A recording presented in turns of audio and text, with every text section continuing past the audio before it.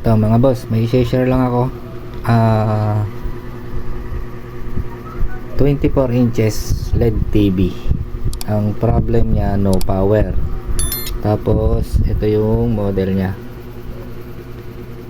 LE2400D CCP yung brand. Bali ang dinala dito, ang concern nung may-ari, wala daw siyang power. Tapos pagka open ko, bloated yung dalawang capacitor na to sa supply ng 12 volts. Ito siya, ito, dalawa na to, 25 volts 470. Yan, 470, 25 volts. Bloated siya, tapos pinalitan ko na siya ng bago. Pero after kong mapalitan, wala pa din siyang power. So nag voltage check ako, okay naman yung 12 volts. Okay yung 12 volts dito, yung 5 volts dito okay. Tapos yung 1.1, yung 1.8, yung 1.8 na nawawala kapag sinaksak tapos inon, yan. Ang naging problema niya pang isa is yung supply ng 3.3. So manggagaling siya dito sa IC na to. Yan. Meron siyang input na 5 volts. Kaso yung output niya, ito, papunta na siya dito sa IC na to. Na ang kailangan natin ay 3.2, 3.3 volts. Dito sa output ng IC na to, hindi siya stable. 3 volts, 3.1, 3.3, 3.5, ganyan. Hindi siya stable. So ang ginawa ko, nag-add ako ng ito, ano bang tawag dito? Yan, ano tawag dito sa item na to? Converter. So input niya 5 volts, tapos yung output niya ay 3.3, 3.4. Yan. Ayan o, tanyo, sukatin natin.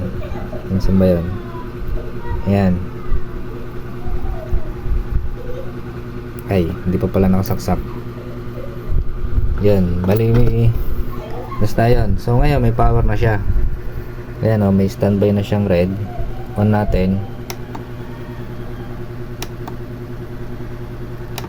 Yun, nag green na. So iilaw na yung backlight niya dito. Ayan o, may ilaw na. May ilaw na pala agad. Tapos silipin natin yung ilalim. Ayan o, meron na siyang blue screen. No signal na yung nakalabas. Tapos dito, yung sinasabi ko kanina, ito yon. Meron siyang 5 volts dito. Ayan. Tester natin. Tapos ginawa kong output, ayan, ito, itong wire na to, galing siya dito sa converter na to. Ang input niya ay 5 volts, tapos ang output niya ay 3.3, 3.4. yan. Ayan. Ayan tayo. Yan. Ayan, sa tester natin 3.3.